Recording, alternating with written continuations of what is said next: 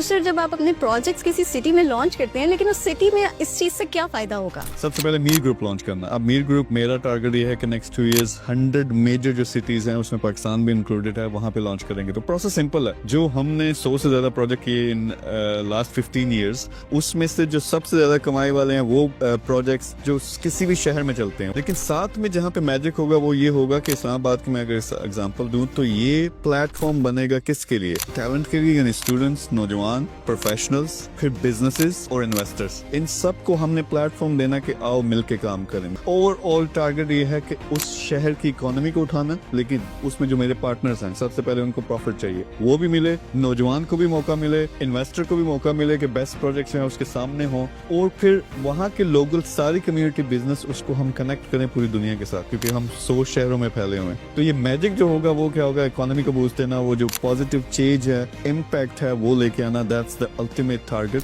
اور I am hoping ابھی جو ہم نے 3-4 لانچ کیے ہیں ڈفرنٹ سٹیز میں, amazing results. I think the biggest results personally what I feel Pakistan میں جب لانچ کرتے ہیں تو وہاں سے آئیں گے.